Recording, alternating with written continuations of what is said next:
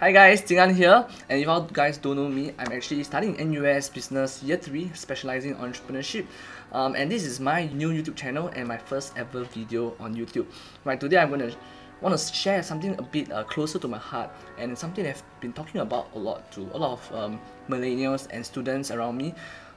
Is about what is our purpose and what is our why, what's the meaning of life. Today it's going to be very exciting because I bring a very special friend, Vanessa, who I'm doing a lot of student videos and person development videos together, and we're going to share 3 things that help us figure out what's our why as a student in life. Hi Van, so thanks for coming down to the channel and YouTube video, right? Thanks for having me. Maybe Van, you introduce yourself a little bit. Okay, so I'm a year 3 student at NUS Business, and on the side I'm doing a bit of acting and hosting and content creation on Instagram, and I got to know Jing through our CCA. Yeah, so we're actually from NUS Angel Ventures. We co-founded the club together and working very closely, especially this year. Like for you, how did you even want to get started into diving this very deep topic? Even you can just be like the rest, just focusing on your studies. I think the main driving force, right, is just to go above and beyond and just to not be an ordinary student.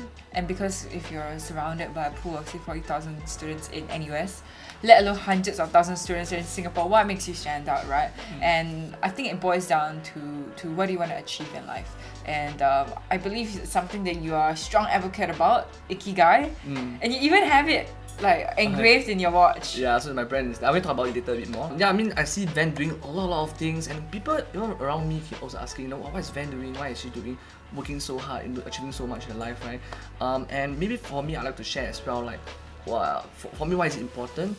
It all started back, when I was in the army a few years ago, like 2 to 3 years ago, and people around me were pretty lost, just like myself, and we're just going to eat good food, going to party every single week after we book out, and I felt like if I carry on doing this, it's gonna go nowhere, especially I'm going to university, and that was when I have a particular friend who came up to me and asked me, Jing, is all to life just studying hard, getting good grades, getting a degree, get a good job, then afterwards have a family and just end life like this?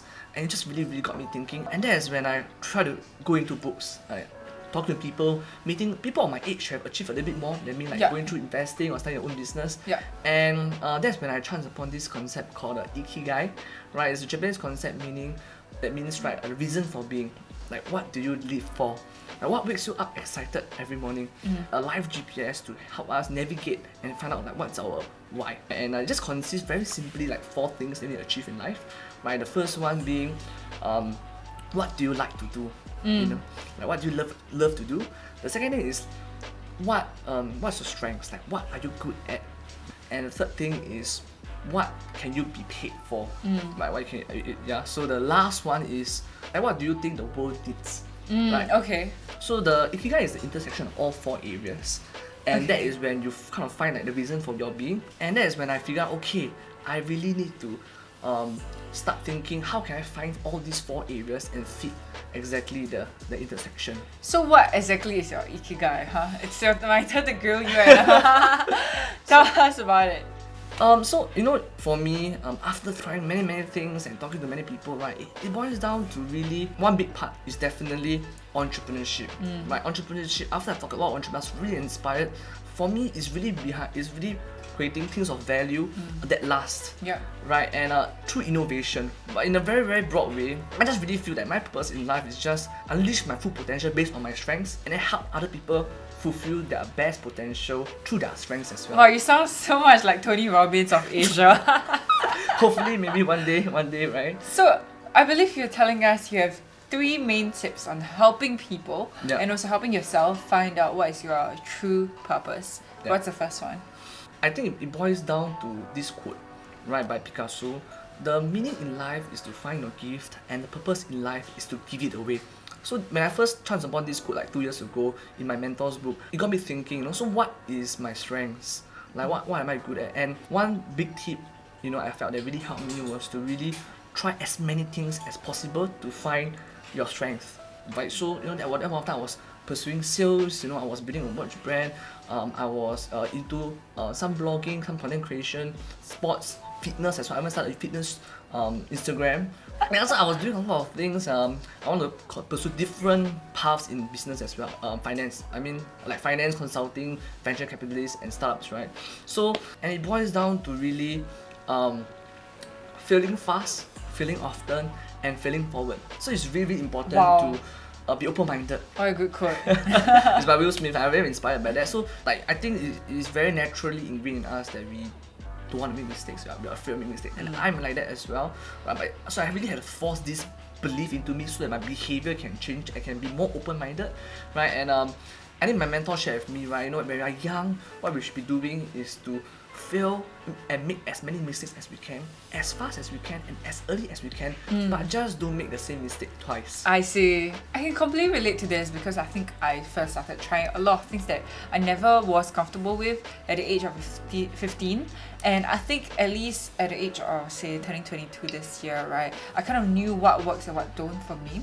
So I guess that's the kind of like edge that you can have by just trying new things as early and failing early also. What are some of the things that you can share with them? Like what do you try at 15 and how you transited? Okay, so I think one of the key things that I tried, it worked in terms of giving me active income, but it's something that I won't do long term is doing event jobs. It's great for networking. I'm earning say $30 per hour usually. It was a great like side job as a teenager, but I knew that okay, in the long run, right, I don't want to be paid by the hour just like that. Right? I don't want to just be standing around, just the only purpose is just serving customers and looking good beside a car or something like that. But it was something great as a teenager, and I wouldn't say I failed in it. I think I did well in terms of polishing my social skills, my public speaking skills and networking skills throughout the whole process. But at least I figured out that okay, this is a small stepping stone to doing greater things in life beyond just earning hourly wages. A friend of mine was asking me, okay, how do you make each hour of your life more and more valuable, right? So last time if I'm valued at $30 per hour, how can I make it 50, 100, 1,000 down the road and passively even in the future? So I think that kind of transited to more higher skilled High income skills? Yes, high demand but low supply kind of jobs, like example commercial modeling, hosting, which requires a bit more technical skills and also there are less supply for that.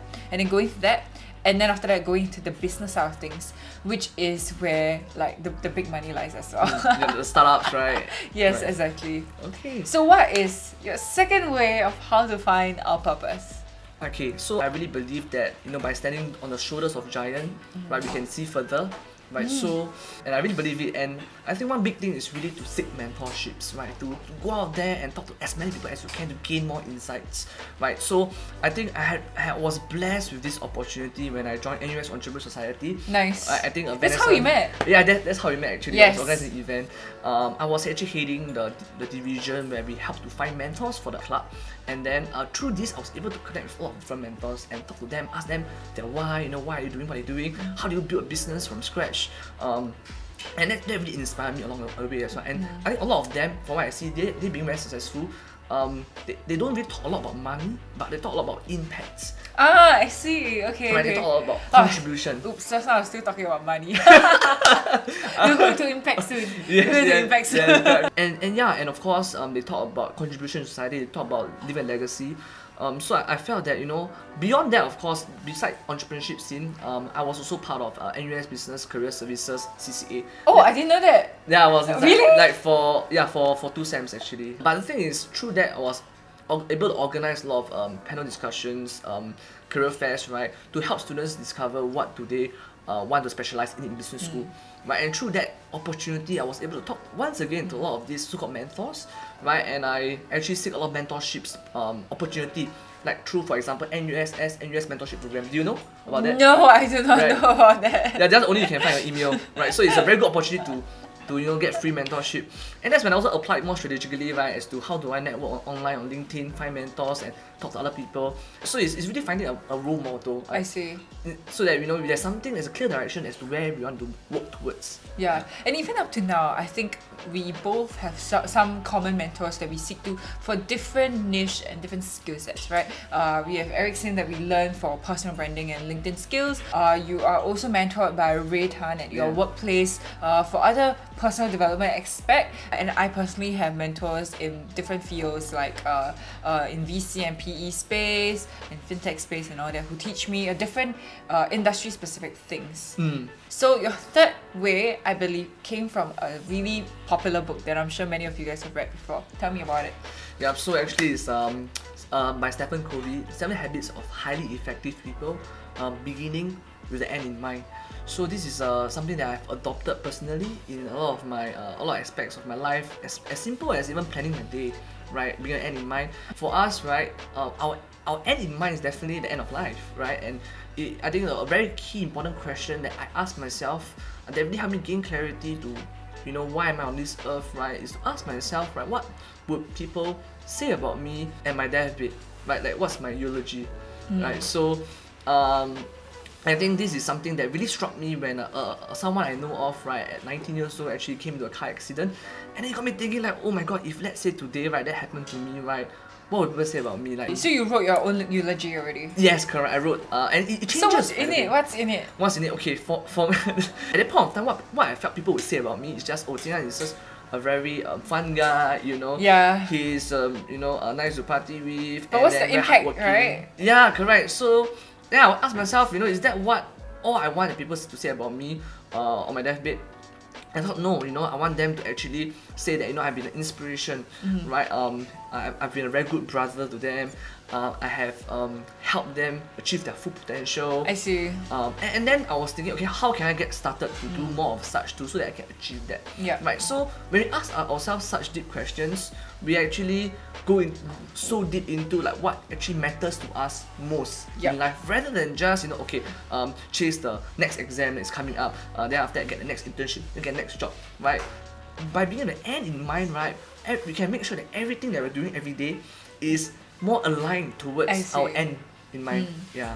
I think that's such a good point, because sometimes, right, we have so many distractions, and I think especially in school sometimes we are given so many career opportunities and like pathways, right, and then we get very swayed into different pathways. And I think by figuring it out, okay, what is the ultimate achievement that I want, right, you can kind of reverse engineer and figure out, okay, each milestone and each step that should be done in order to get to the end goal. Yeah, correct. So, like, what's the end in mind for yourself? I think the end in mind for myself is really to build my own business, a startup that can impact millions of people's lives. I haven't figured out the exact mechanics of how that's gonna work out, but it definitely has to happen at scale. And even though it's not something that I might be working on right now, I'm doing things to lead upon it. So I'm gaining corporate experience in consulting, I'm gaining experience in venture capital. And startups? Startups, and also joining CCAs like NUS Angel Ventures, my Hall Enterprise Club, and all that will build the network and the skill sets that I need, right, in order to achieve this successful business that I want at the end of the day. So what are some tips, right, to help people get started with their first eulogy, which is something crazy considering how young we are working on something like that? One thing is very important is to really just write it down, right? Ask yourself 2 key questions. Today, right, if let's say, you know, you were to leave the world, what will people say about you? What will people around you, close to you, what the community, and what would people at workplace say about you? And then, right, ask yourself the next question, like, what do you want people to say about you? Yeah. Right, and I think if you are able to answer these 2 questions, right, you'll be able to get so much more clarity, right, into what you're doing every single day. Right, I think there's this quote that, you know, Steve Jobs that really impacted me was, if you live every day as if it's your last, one day you will certainly be right. And that really got me thinking, okay, you know, I make sure, right, that every day I live to the fullest. If let's say I were to die today, right, and I can attach to that to myself, right, that if let's say something happened to me, I'm fine because I really live to my fullest. Oh, that's nice. That's something I'm still working on, but thanks for all the sharings today. Okay, so I hope that you guys really enjoy or gain some insights to our personal sharings. We're still figuring out, you know, what kind of content to push out, right, and to create for you guys. So please do leave down in the comments below, or just DM us, right, like what you want to see more of what we post. And of course, please do remember to head to Van's videos and channel, also to see the other part of the video, right, where she'll be sharing much more of her why and her tips. Alright, thank you guys so much. Remember to like, share, and subscribe. See you next time. Bye.